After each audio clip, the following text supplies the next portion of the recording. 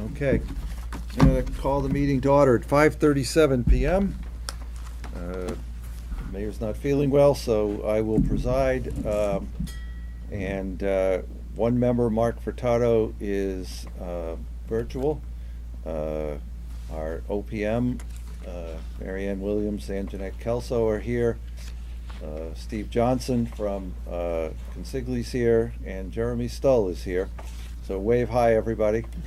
At the risk of violating the open meeting law, I'm not going to call the roll, but I'm just going to say that I am here, Rob Geddes is here, Mark Furtado's here, Ed Stanton's here, Scott Domenici's here, Jerry Freecott's here, Kelly Bennett's here, and Jason Parento is here, and that gives us a quorum. So the first order of business is to approve the minutes from July 14th. So moved. So moved. You have to be the designated seconder. I'll be the designated, because Terry's not here. Okay. Even though you didn't say I was here, so. Oh, and Jackie Romanicki's here. Oh, I missed you going through the roll, so. Okay, So second. moved. all And right. second. All those in favor? Aye. Thank you. Aye. Thank you. Excellent. All right, Steve, are you with us? Yes, You yes. need- Good. Why don't you take over and give us the tour? Yeah, a lot of feedback. Unfortunately, Jack, the website that we host all our pictures on does not seem to be cooperating. I had them all lined up, ready to go. Then, of course, 5 minutes before the meeting, I keep getting the orange circle of death that we had for a little bit this morning during the OAC. So I'd like to just kind of reorder things here and move forward and then come back to this in hopes that it kicks in, if that's okay. Oh, sure, that would be fine.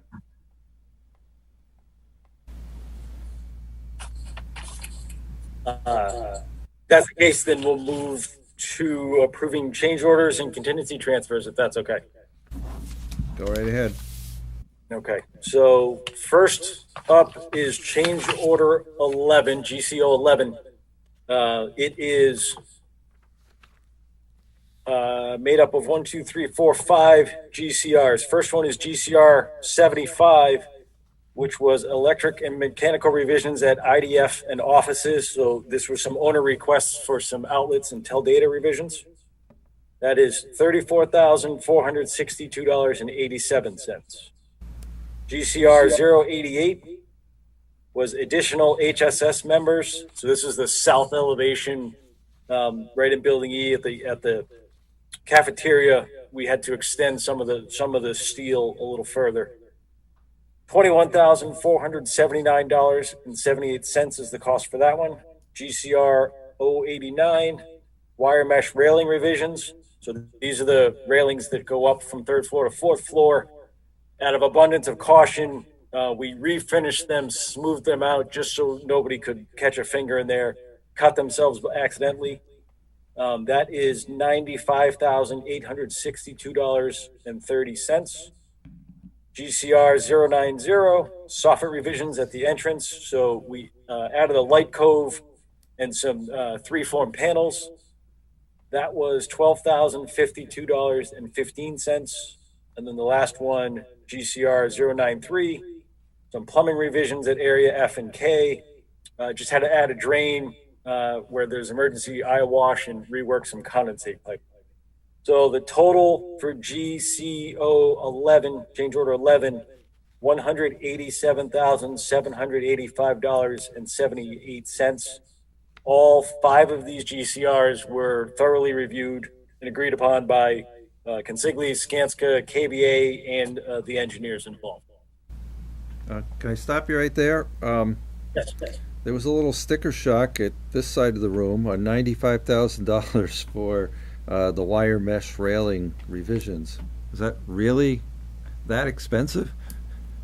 Yes, based on the number of railings, and actually a few of them were already installed, and then we kind of discovered this potential issue here. So we had to take those down, bring them back to our Miss Metal subcontractor's shop, and they were shot blasted there, smoothed out, and then reinstalled. And this is a safety issue that KBA has endorsed. They're shaking their heads, yes. Yeah, and we had Jason take a look at it and give his opinion as well. So we think at this point it's a good solution that still has a lot of aesthetic value to it. Okay. Well, if Jason approves it, what more could we need? So a motion would be in order. Well, are there any other questions? Hearing none, a motion's in order to approve change order 11. Move to approve. Second. Any further discussion? All those in favor? Aye. That sounds unanimous. All right, do you want to go to contingency transfers, Steve? Yes. So we have 4 that we're seeking approval of tonight. The first is GCT 026. This is cafeteria millwork grills. This was a misbuy during the procurement phase. We thought the grills were part of a piece of furniture. They were not. They had to be purchased separately.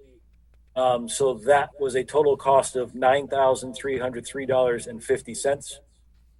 GCT 030, MEP coordination at band and choral. So this was a kind of a sequencing. We had approved and started to install some work, and then on the second floor, and then completed some MEP coordination on the first floor in the same area, and found out some things didn't fit. So some of the things that we moved forward with, we had to relocate with a couple of mechanical subcontractors involved. So that was $14,737.22. GCT 031, curtain wall pre-testing. So this was, we had a testing agency test some curtain wall installation just on our own prior to getting the formal inspector out there, the commissioning agent, and a whole host of other people, and potentially not passing the test. This was just belt and suspenders, make sure everything was going to go smoothly. So we brought them out to pre-test. Everything worked out great. We eventually passed all of our tests, but that cost was $1,850 to bring them out. And then the last item, GCT 035, sequencing of fiberglass door frame install. This was several locations. We added some blocking just to help with a more secure and a more stable installation within the fiberglass frames. And that is $13,161 for a grand total of $39,051.72.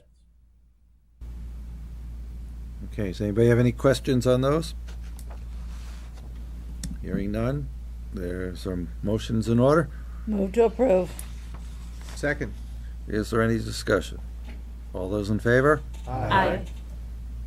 Sounds unanimous. Do you have any new matters on the logs to bring to I our do. attention, Steve? Yep. So we'll start with, we'll just continue with contingency transfers, potential contingency transfers. GCT 032, revised detail at column wraps. So this is up in the corridors. This is a sequencing issue with the tile on the wall and the wood that surrounds the columns. There's a little bit of a gap, so we had KBA worked with us to add some poplar, a little bit of strip of wood, rather than some ugly piece of tile or something, in several locations, and that's something that we're vetting out now. Estimated cost $26,630. GCT 033, sidewalk revisions at Green Drive. I think we discussed this with this group last month about just cleaning up right at the corner of Green Drive and Rathman Willard. Just took a little bit of look at the grading and the landscaping in that location, and just helped the views there coming off of that street. So that's approximately $20,000. That's just an estimate right now. GCT 034, temp dehumidification. Steve, you froze. We originally had some smaller units. That was the plan, but based on the weather that we had this year, we had to bring in some larger units. And couple of months rental, some temporary duct work, but it is working out, because if we don't have correct humidity control, it will affect some of the wood finishes and some of the painting and some of the taping operations. So that is roughly $90,750. Again, that's the rental, install, and fuel. And then last potential item is GCT 36, coordination of roof penetrations. This was coordination detail on the roof with some electrical penetrations and some of the VRF piping. Pitch pockets were used, and which it had been a common use and installation method, but it is no longer warranted. It isn't warranted by the roofing subcontractor because the sealant itself that you put inside of the pitch pocket has only like a 5-year span on it, as opposed to the rest of the roof that has the 25 to 30 years. So we're going back in and adding some distribution boxes, improving the detail, but there is some rework of electrical and VRF lines. So that is somewhere in the neighborhood of $136,335. Again, those are all estimates right now that we're vetting through with the subcontractors and the design team. Well, given our history with roofs, spending what is a large amount of money, but a relatively small amount, to make sure that our roof lasts for 25 to 30 years, I would suggest is an important expenditure for this group. Yeah, this is essentially going to eliminate a potential maintenance issue every 5 years for Jason, or having to hire a roofing company to come back in 5 years to check these and monitor these. So it'll like you said, Jack, it's a decent amount of money now, but it's going to eliminate potential leaks and potential deterioration in the future. When we were vetting it out and working with Consigli to find the right solution to recommend to you, is we did look at very many options, even from a maintenance standpoint. And as we looked at the values, while it might have been a little bit cheaper from if you did maintenance over 30 years, do you want to rely on a maintenance plan or to be done right the first time? And because the delta was really so small that we'd recommend to do it right the first time rather than cross your fingers and pay for it later, especially when it's not out of the project then. Well, and the history of government is that the first thing that gets cut is the maintenance budget. I see a wry smile across the room. And Jack, a lot of the cost here is actually reworking the electrical and the VRF. It's not even roof-related costs, if that helps, or just for clarification.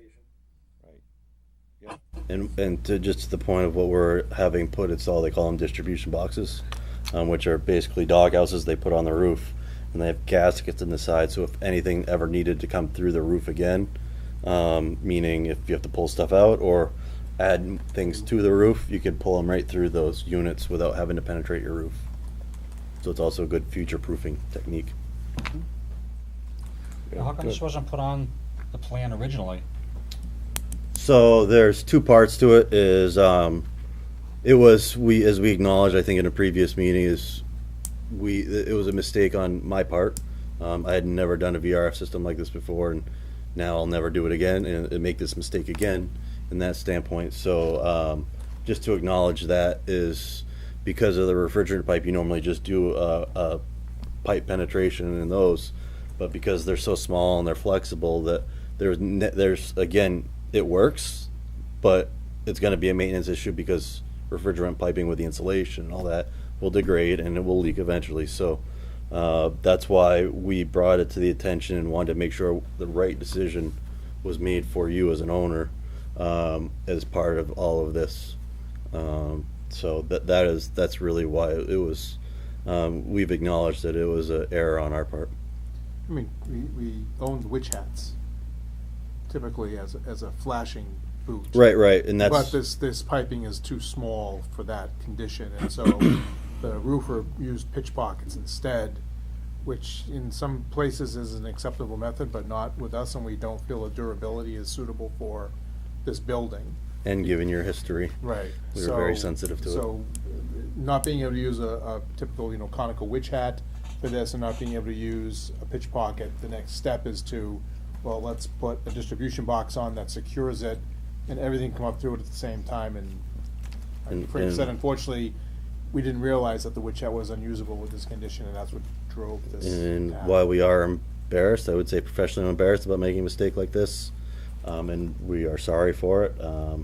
But we could have, like it shows, it is sometimes acceptable, but we wanted to make sure we did the right decision for you and own our mistake versus just letting it slide and hoping nothing happens down the road. And we appreciate your honesty. Thank you. And, the last thing we want is 5 years from now for people to be pointing at the plaque on the side of the building and saying, those people blew it. And also the value added was something that it's not like if it wasn't on the drawings, you didn't pay for it previously, but now you're getting that value. So there's, even though there's an acknowledgement from KBA, which we appreciate, it's important to understand that you're paying for something that wasn't paid for previously, to a certain extent. Okay. Any other questions on this update, Scott? Yeah, just a quick one for Steve. Steve, can you confirm again the total of the approved transfers for tonight? I know these last ones are in discussion, but Yep. Yeah, the total value change order 11 is total values or individual? Yeah, I think you were looking for the 39,051.72. Was that the number? I just wanted to confirm that number. Yep, that's the contingency, total of the contingency transfers. Yes, 39,051.72. Thank you. I don't know why I thought that number sounded low initially. Like I didn't think it was 39 when I first heard it. I just wanted to make sure. Sorry.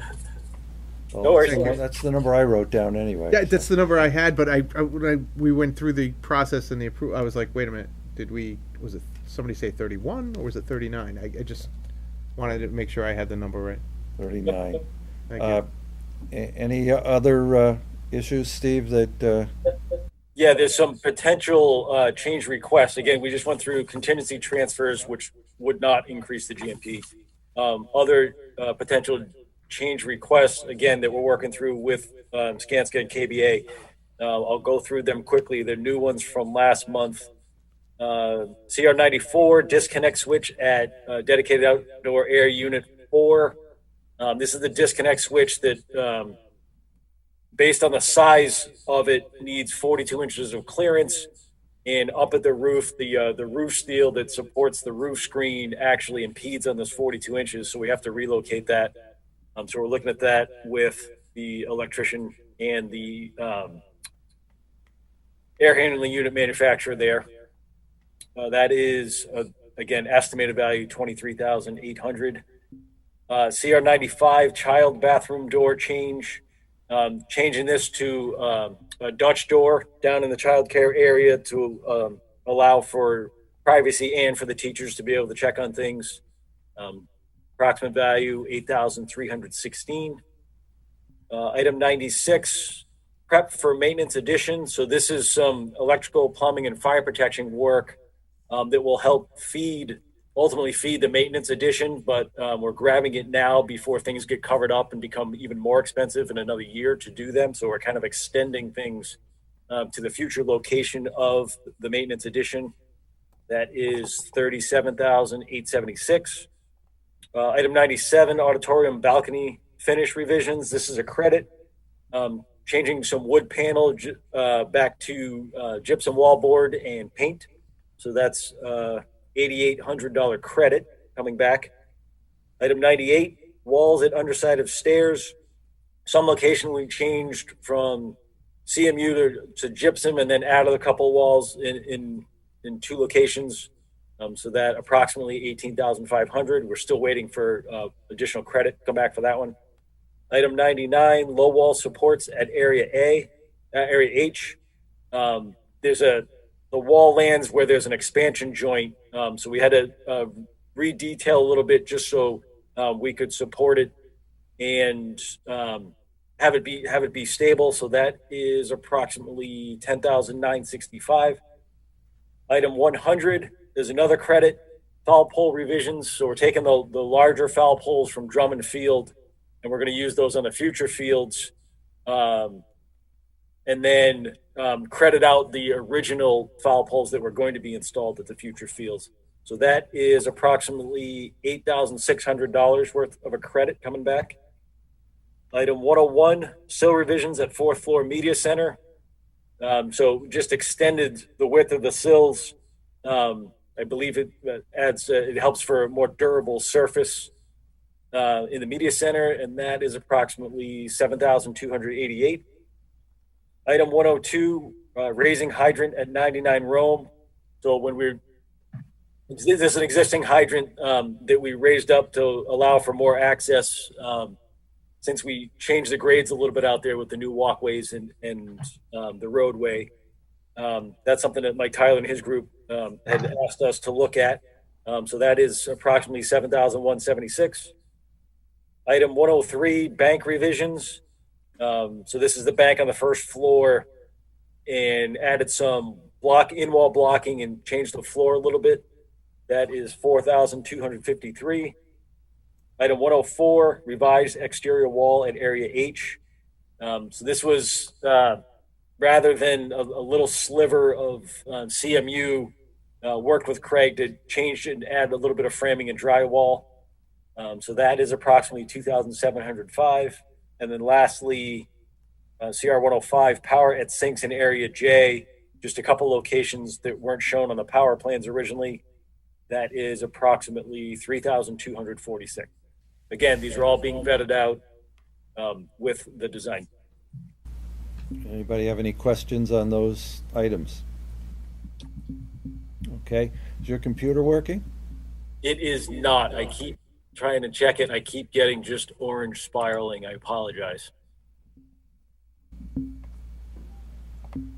So, Jack, I had asked Steve that when the site does kind of get up and running, whether it's later this week or sometime before the next commission meeting, he can share some screen caps with me or send me the files directly, and I'll share with members of the commission. Okay. So there are a couple of things, though, that I know that we did want to talk about tonight. One of them, maybe we can ask Craig to chime in on right now, which is the design for the maintenance area that we discussed extensively at the last couple of meetings. Yep, So, we've worked through with our consultants, and based on the previous comments, we enlarged the building to be 1,500 square feet. That was what we can fit in that area of the building, as far as, so we maximize the size of it. And we're gathering everything from our consultants right now, and we'll be issuing that to consigli for pricing. But we did create a little bit, some renderings, just showing that people could see up on the screen here of the location of the maintenance addition and how it works within the building. Again, that was the really intent. As we're talking about, the limit is we have to remain under the windows to be able to flash the roof in for water tightness. And so that limits how far we really can go out and give the headroom in the space that they need for this type of a space. So that's why, plus, is one of the benefits of going the long direction like we are, as we know, is that veneer is already owned in the project. So we're just taking that and shifting it out, which saves money as we're working on this, that we've directed them not to install it right now because it's going to be installed later. And so you can you get a sense of how it fits in the space in there. And Steve has a couple other renderings. We just did a couple shots just showing the different ways you would be able to see it. Again, on the left there is automotive with the drive-through bay. Steve, you able to go to another picture? Yeah, I might. Hold on one second here. Stop share. Good. and so while he's doing that, Jason, you're satisfied now? You've got everything under roof, nothing outdoors, correct? Yes, that was definitely improvement by eliminating the fenced-in area and giving us the additional space. Yeah, there's a good view. You can see there more of an aerial shot looking down at it, of how we have to tie it in to the existing building. It's got an apron and it drives right out. In that, inside the building, there's electrical services, heating, as well as a utility sink, and it is a hand sink as well for washing hands. And then also a floor drain just so that they can hose equipment off in it and drain it out. And then And there's one more image, and this one I know is one thing that we talked about earlier. This next image is what people would see approaching the site, and so that's kind of that drive down where we are is basically right next to the front 4-story portion. Looking down, you can see it through the trees down there. It really blends in, and it doesn't feel like an addition on the building either. okay. And this has gone to Consigli for pricing now? It has not. We just received the final stuff from our consultants. We're making sure we coordinate everything as we do when we did the new building, and so we should be having that to them probably tomorrow, as long as everything checks out okay. Unless we have to make minor changes, but Okay. we'll be able to get to them by the end of the week. So Steve, you think we might have some numbers to talk about a month from now? Yeah, our goal is to at least have order of magnitude pricing at that point, Jack, Okay. if not a little more specific from certain trades. All right. So anybody have any questions on that portion of the project? I just a couple of quick ones, and I don't want to go back and revisit because I missed the last meeting. So, how much additional square footage? Are we- 1,500. Okay, and that's within the overall footprint of the building that keeps us. Like I always thought that No, there was. it's additional square footage outside that we're adding on. Yes. I thought I don't know what I'm thinking here. Like back when we first, put the design in place and we had a certain amount of square footage, and I didn't know if like from a MSBA standpoint, like if we adjusted or shifted, if this would have any sort of This impact. wouldn't be reimbursed. This wouldn't be a reimbursable cost. This is purely coming out of our, Coming out of our contingency, out of our owner's contingency. okay. But it is, I mean, the discussions we had, and I'll let Jason speak for himself, is that we kind of miss the fact that he has areas now in this building that he can work in, and he has areas in other buildings that may not be available. So, No, I understand the logic. So we don't have to go through all that. I Okay. just was trying to, I'm a numbers guy, so I just wanted to.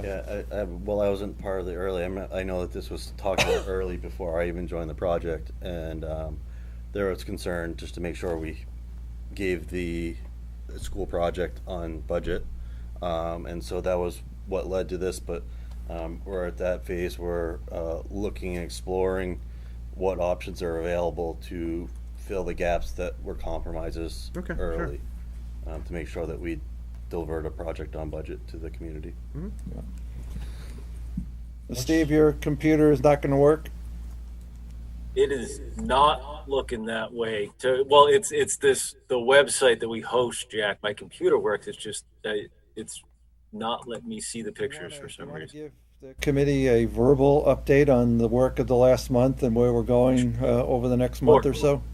Yep. So we continue to make good progress on the facade. If you drive by the front elevation now, you see a lot more glass installed. We're actually putting some of the snap trim and covers, so white trim pieces are on there now. It's starting to look more finished, and we're also taking down a lot of the temporary walls that used to be behind the glass, so it actually looks like a real building now. And then we've also started to move across the front face with metal panels, so all the gaps that looked unfinished are now starting to look finished. The metal panels are along the front face. We finished on the south side with the panels and the roof screen. Not the roof screen, the surrounds around the staircases on the south side of the ABC building. A lot of frames, like the clear story on building E above the cafeteria. Those frames are all in and glazed. The large south elevation, all the cross bracing steel that you see when you're sitting at the cafeteria, all the intumescent paint is completed there, and we're hoping to have deliveries of glass in the next couple of weeks to start that work and really start to close that in. A lot more brick and block was completed on the south side of the building and the east and west. It's amazing. There's been a lot of staging kind of covering it, and they're starting to take that down and reveal all the finished masonry, so it looks nice on the south and the sides as well. From an interior standpoint, we put some flooring down in the mock-up lab and moving into the classroom as well. We've started fume hood installation in the labs up on the 4th floor. We are working our way down onto the first floor now, has a lot more drywall completed, like in the future marketplace area. There's a lot of that drywall is completed. Making really good progress in the mechanical rooms and the electric rooms. We have set more rooftop units. If you've gone by sometime this week, you've probably seen a crane setting more rooftop units on the south side of the building. And what else? We are starting more progress in the kitchen and cafeteria area. And over the next month, you'll start to see more and more finishes. We've started a lot of the prep work and some of the mill work for the columns in the corridors. So that'll progress, and we've actually made some good progress on the mechanicals in the auditorium. We built that large dance floor, and I did have a nice picture, you'll have to trust me, of a lot of the duct work and a lot of mechanicals going in up high on that. So we're making good progress there. And a lot of the interior block work is complete as well, down in the shop spaces on the first floor.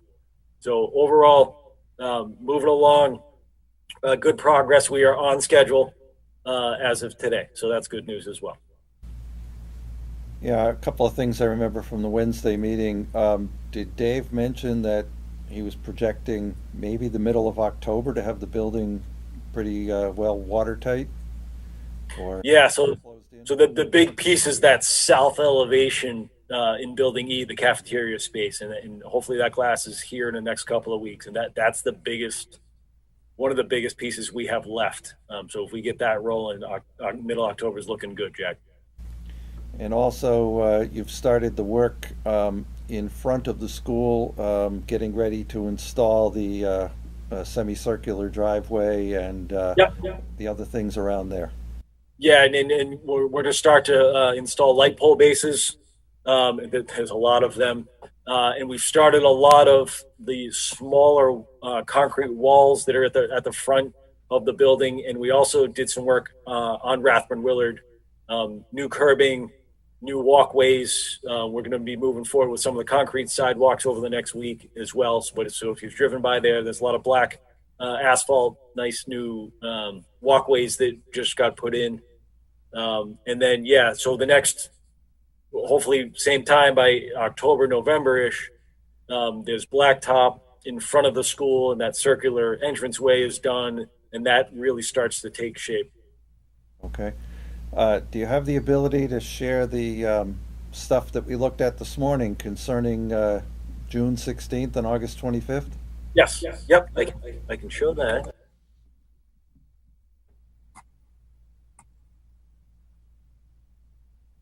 So hopefully everyone can see that. Yes, we can. Okay. So this is, let me get to the right page here.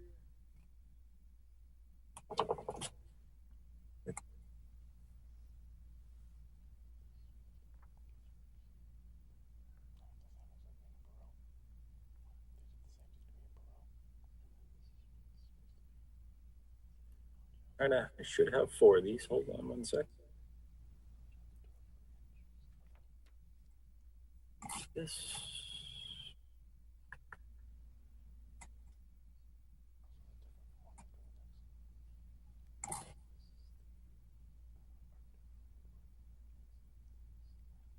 Well, I might be able to pull them up individually. So why don't I do that? Hold on one sec. I am failing at presentation tonight.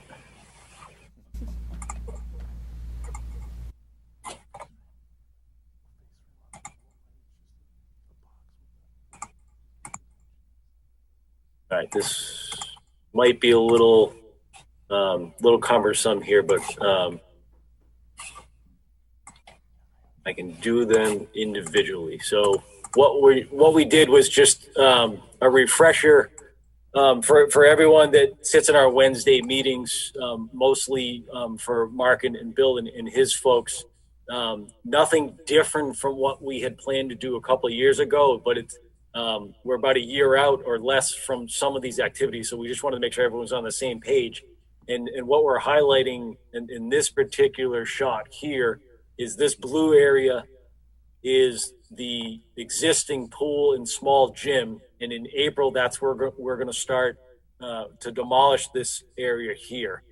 And then we'll continue to be working on, obviously, the new school during this time. And no other operations in the school will be disrupted here. The school will continue as normal, and we're just going to start the demo here. And then, unfortunately, I have to do this the long way.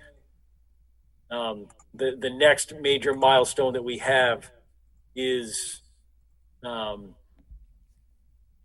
June of 2022, and in June of 2022, I will share this. He's feeling the flow right now. When he's talking, we have to duck the audio, or else it feed back in.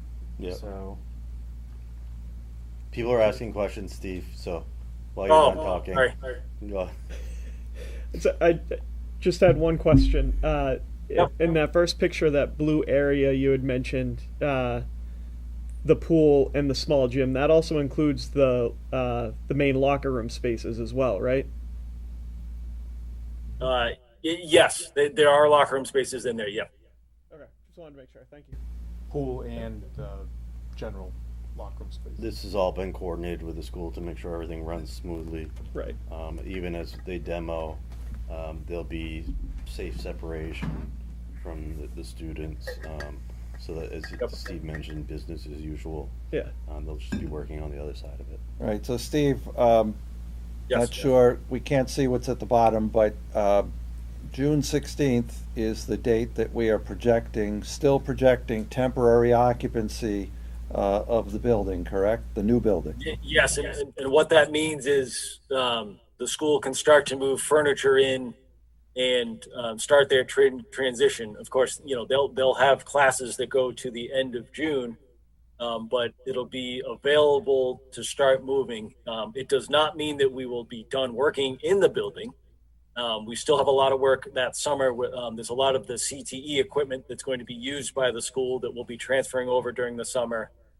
And we'll be finishing punch list and working with the commissioning agent to commission the systems and all that kind of good stuff. But the school can start the furniture move in over the summer. And then we have a lot of exterior work that needs to be done that summer as well. The reason we're demolishing the pool and the small gym is this area right here. There's a lot of underground drainage structures that are required here. There's a lot of hardscape. There's just a lot of exterior work that needs to be done. So that's why the school was fortunate enough to be able to work with us to give us that space a little earlier to ensure that we're done by the next major, that actually worked. The next major milestone is when they start classes in the fall. This school is fully operational. They are having classes in the fall of 2022, and we are continuing demolition of the existing school. We'll have new fence. All this red is temporary fencing. So all the temporary fencing that's around the school building now, we'll transfer it all and be around the existing school. So it's nice and safe and clear separation between the job site and the school, the new school here. And then our last shot would be just in November, around Thanksgiving or so, is when we open up more of these parking lots that are right now currently where the existing school sits. So we wouldn't be able to create these until we're done with the demolition in that area. So this is targeting, end of November 2022. So those are like the major milestones of 2022 that, again, we just, same stuff that we as a group, had planned on completing in the same time frame, 2 years ago. But like I said, we're approaching actually this being a reality. So we just wanted to do the temperature check and with Mark and Bill and Jason and their group, just to make sure this all still works and they're all on board with it and ready and probably nervous for us to start the demo.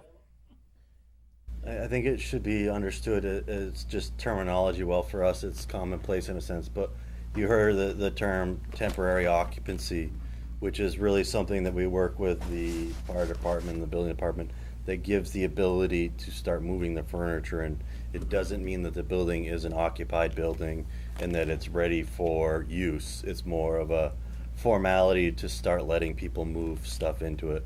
First the furniture, and then as we get near the school year, teachers moving their stuff over, etc. But the building is not complete at that point, and Kinsigley is not required to have it complete at that point.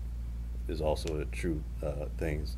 So while there's no delay to the schedule or anything like Steve mentioned, it's purely just a refresher of past discussions.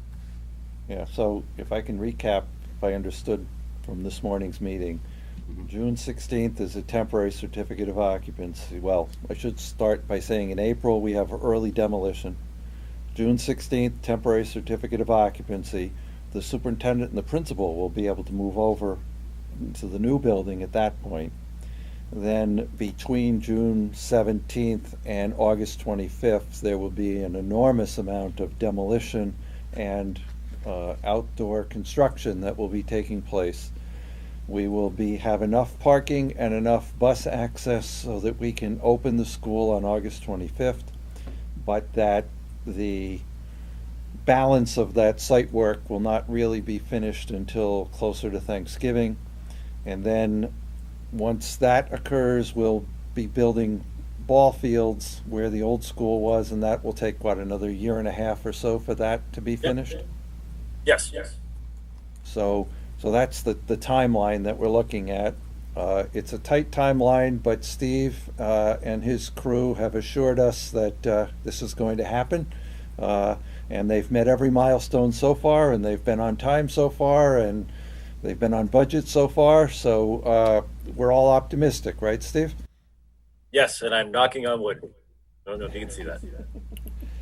Okay, and Mary Ann, do you have anything to add to that discussion? Just wanted to add one little caveat that even though the school will open, there'll still be the rest of the school that has to be demolished, and it's a very large building, the existing building. So that will take place over months. So there'll be this process of demolition, trucking off the materials, and then restoring the site, the rest of the parking, access roads in the field. So that's the only piece that, just to emphasize it a little more, significant demolition to take place. Yes, and then Steve, the north-south connector will get constructed as well next summer, correct? Correct. Again, ready for school to start in the fall. But we'll still need to use that roadway for demolition trucking as we take the old school out of our way. So we won't actually open that road, I'm guessing, until the end of August? Correct. It'll be open for the start of school at the end of the summer. So end of August, September, that will be open. And then we have, once we move the fence and we start the demo of the existing school, we'll be having all the trucks enter and leave via Rathman Willard. I'll have a separate gate set up just to allow them to go in and out, and again with blackout times for deliveries. Okay. Anybody have any questions on the year's look ahead? Okay, good. Do you have anything else you want to update us on, Steve? No, I just apologize that the pictures aren't available because some quality action photos this month. Hi, Steve. Actually, I have one question. There's been a lot of talk about whether there'll be an open house for the public. Do you anticipate that happening before that start of the school year when the school opens? open house of the new school? I think that I'll answer for Steve in a sense of that's something that would be worked out with the school department, really, ultimately, yeah. Because they're going to be in the building at that point, but where they are and when they're ready to open. Often it doesn't happen before school because of everything happening, that it normally happens a month or so after they've been in the building and made it a little livable, so it's not that. So it's common that they don't occur before school actually opens in them. Okay. So I would be more of the school committee and the school department making that decision and planning it. Yeah, at some point, they'll probably need to have some sort of an orientation for the students coming in, because every student will be unfamiliar with the building. So I'm sure they'll have to do something at the beginning of school for that. But in terms of having a community function, my guess is that we might want to have a soft opening before we had a community function. I don't know if the school committee members here have anything to say. No, there's we're getting a lot of those questions as it's getting closer. Are we going to get to see what we're paying for? And I just tell them yes. I just don't have an answer for when. And you're right, freshman orientation is one thing. There's going to have to be 4 layers of it. And I'm sure I'll leave it up to Dave and Laurie and their infinite wisdom with families having kids in multiple grades to kind of figure out how to go about doing that to get people oriented. But yeah. So that's probably going to be the legwork before school so that the kids are familiar. And then, yeah, I could imagine, like you said, Jack, a little bit of time lived in before, you give an open night to the public. And who knows? I mean, if you're on target for exactly when we think, maybe it's after the new parking lots are ready to go in November, so that, if we anticipate that kind of interest by the community to come in, then give them more parking. So I don't know. Yeah, we haven't talked about any of that yet. So from our end, but yeah, we are getting a lot of questions about when people will get to see it. You have anything to add, Rob? No, just the reminder. We don't have any details of the new building having an open house, but we'll be hosting an open house of the current building. One in March, and another one in June. So for the folks that want to see the locker rooms, the small gym, and the pool for one last time, although we won't have access to the pool area because that's already shut down. But if you're looking to walk through a locker room one last time, then you want to come to the March open house because that will be gone by June. But the Blue Pride Ambassadors Club is planning to host an event with us in June. To really say farewell to this building, and we'll have more details on those events in the coming months. Are there any plans to auction off, your old gym locker or your old desk and allow people to buy those things that we don't need anymore? To be determined. There will be some opportunities there. We're just not sure exactly what those opportunities will look like. We'll have. Where the group that's planning them is getting together again this coming Monday, so we'll have some more details, and hopefully we'll be able to share more of that at next month's meeting. I think I'd sure like to buy a brick and give to each of my kids who graduated here, an inscribed brick or something. They'll probably think I'm. What's this? Well, they'll probably. There's cheapskate. They'll probably, yeah, you're right. They'll probably think all that they think of me now would just multiplied if I gave them each a brick. But there's a lot to be considered. We'd like to get as many of those opportunities available as possible, but there are a lot of variables with an old building with suspicious construction. So yes. To be determined. Okay. Well said. I learned from you. Okay, so before we go to Skanska, does anybody have anything else for Steve?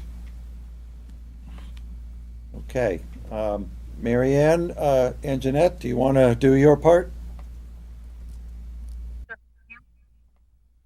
We can barely hear you. I can hear on We can't hear you. Mary Ann, do you want to take over? Yes, so in reviewing this spreadsheet here, if you look at the current invoices to date, you'll see the numbers listed for Skanska at 122,820. You'll see Castle Boole's invoice for 110,488. The next one down, you'll see Consigli's invoice with the total of changes to date at $6,238,045. As you come down to the bottom, you'll see the value of the owner's contingency, what has been the contract amount, what has been spent to date, with the remaining balance of $1,644,655. The overall, the last column, you will see percent complete, that we are 57% complete across the project and across construction, OPM, and design. It's a good place to be. We are on target with our cash flow projections in terms of being coordinated with the city and not getting ahead of the city. And I think the progress with construction has been excellent, and we are on budget and on schedule, and the quality in the building is very good. Okay. Anybody have any questions for Mary Ann? I guess just a general one. We tend to ask this at meetings, right? Are we still okay with respect to any outside impacts like from COVID that might affect materials for the final run? We have been so lucky. You've been smart, and that's been not very much appreciated. But I ask just because we're getting closer and closer. So there's two aspects. Well, the pandemic-linked bottlenecks have been occurring, and between COVID and Texas storms and the Suez Canal and all of those things that have happened with the interruption to the supply chain, there's been a lot of thoughtful planning that has taken place with Consigli and coordination with approvals through the design team. So I would say that there's been a very strong proactive effort to get ahead of all the surprises of the last year and a half. And so far, so good. There has been a few surprises in terms of cost impacts or availability of materials being longer than anticipated, but we have worked that into the schedule, and we have worked that into the budget. So given what has happened, I think we should all be pleased about where we are. When we started this project and we priced it and got approval back in 2018, none of the issues that go with the pandemic were ever anticipated. And I think that I have to commend the team that everyone has been pulling together about making good decisions all the way through here so that the project can proceed. There's no such thing as perfection, but this has been really run very well. And I appreciate that from my perspective and what we hear from folks on other projects. Yeah, so let me just emphasize that there are two aspects really in my mind to your question. One is that Consigli has run a really safe work site, not only from the typical things of workers being injured, but there's only a handful of people who have ever had to go home because of testing positive. So Consigli has done a great job of policing the work site and keeping all of the workers safe. And I think from the Wednesday morning meetings that some of us get to go to virtually, the planning around, the pre-planning around shortages of drywall and other such things has been outstanding. and I think Consigli's done a great job of making sure that everything we needed was here when we needed it. So as of this morning, the roadblock section of our meeting, Steve Johnson said, the good news is there are no roadblocks. That's great to hear. And, because this has been an ambitious project and an ambitious timeline, and we really need to open August 25th, which is only a year and 2 weeks from today. And everything is tracking extremely well. I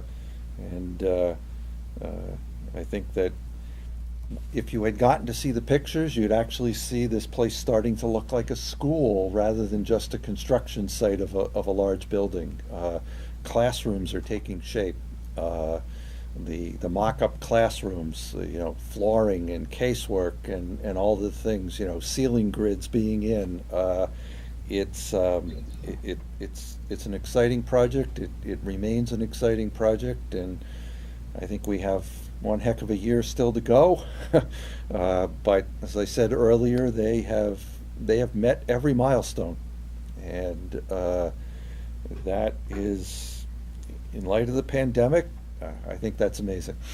Yeah, I would say that Consiglio has done a great job in reassessing everything, because that was even not their strategy. What we're doing right now is not their strategy a year ago. And there's also the unknowns as we talk about it, is especially as we talk Delta variant, and I'm sure you on the school committee have been put in some decisions that you hope you don't have to make is regarding that. And so there is that unknown that we're talking about. And so as a group, we'll continue to track it and give you the best representation we can as in making those decisions. We've been lucky so far. Yeah, it seems like it. Because there's so much proactiveness being taken, I feel comfortable asking the question just to make sure that, because we're in the home stretch, we're like peak occupancy in terms of workers coming in, and like you said, Jack, we're like, for all intents and purposes, we're a year away. So, I ask the questions just because it's nice to hear that there are none. So, that gives me comfort. And when we have the conversations with people, we feel pretty comfortable being able to still say on time and on budget. So that's always key with people. And I don't want to be remiss, because I think that the teamwork, I want to give KBA credit, and I want to give Skanska credit, because even though, Consigli's building the building, the teamwork has been amazing. The ability of both our OPM and our architect to respond on the fly to everything that's happened over the course of the last year and a half with the pandemic, as well as just building a building that we kind of designed as we went along. The efforts have been outstanding, and I can't say that enough times. We really have been blessed with a great team. So thank you, Mary Ann and your team. Thank you, Craig and your team, and thank you, Steve and your team. Well, we hope you pick up the phone or whatever device it is when you want to do a new high school in 50, 60 years. 75 years. Yeah. I intend to be retired from the building committee in 75 years. So I think we have left paying the bills. Yeah. Jeremy, I'm sure that you have approved the STV DPM bill for the move management and the 2 FedEx bills. So, I guess we don't have to ask you anything further. So is there a motion to approve the 6 bills shown on our agenda? Move to approve. Second. Is there any discussion? All those in favor? Aye. Okay, then just to let you know, next Wednesday morning, the Sun Chronicle is going to come to the site, and they are going to take a whole bunch of pictures, and they're going to interview the contractor, the OPM, and the architect, and we will be the subject of one of their Saturday, Sunday specials in the near future. And our next meeting is the 15th of September, And the meeting after that would be the 13th of October.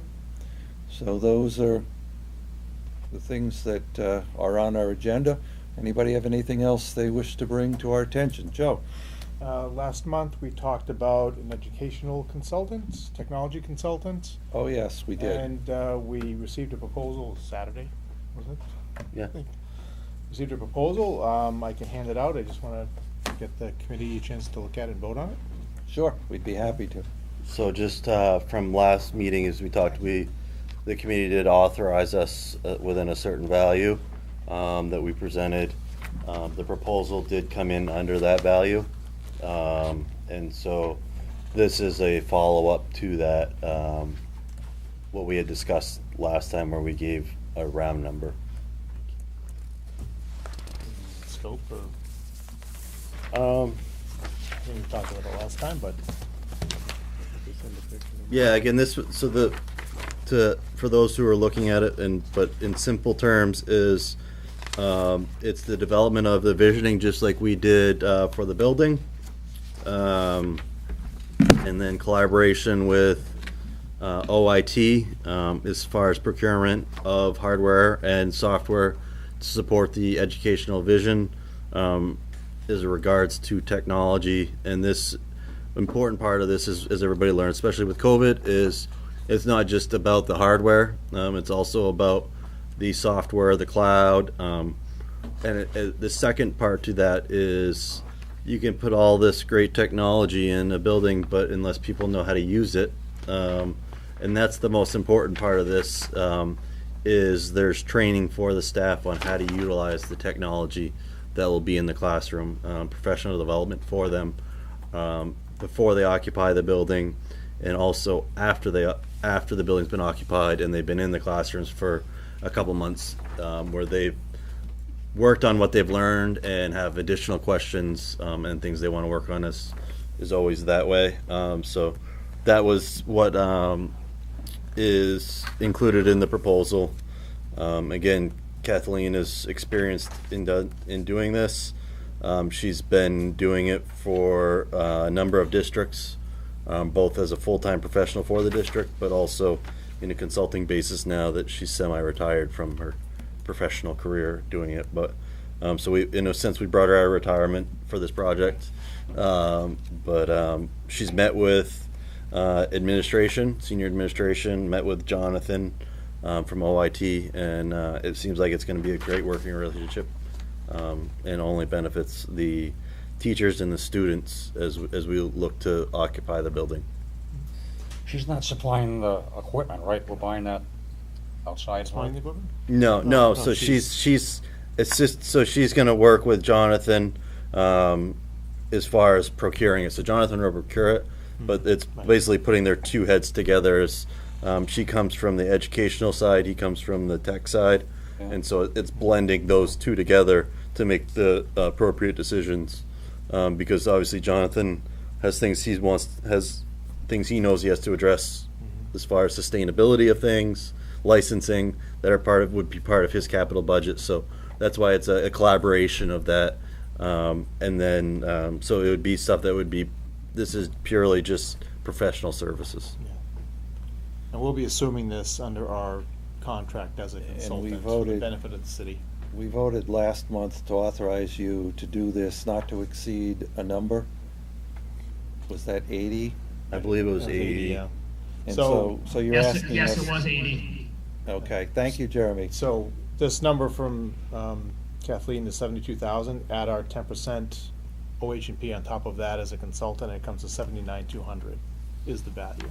And when people are looking at this, just to provide clarity, is this value has hard services, we'll call it, in there, but we also asked her to provide a value of additional value in her contract to be for additional requirements. For instance, if there's additional professional development that wasn't anticipated now, later on, that there is $12,000 assigned to that to be billed, and she gave her rates for how that would be billed out. And so that was something specific that we had asked for. So that is money just to be used at the discretion of the district if additional work is required or training. So we're committing to 60 with 12 built in for additional services. Mhm. And A with little your more than that, I markup- believe. What's that? Correct.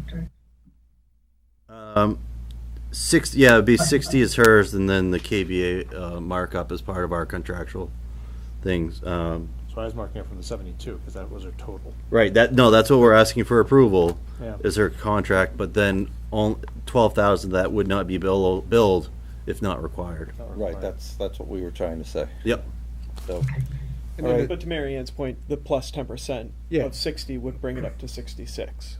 Yes, we can do it that way. The plus 10% of 72 brings it to 79 to, Right, so you We're want asking us for to- approval, you it's want the us 79, to- it's a right, low.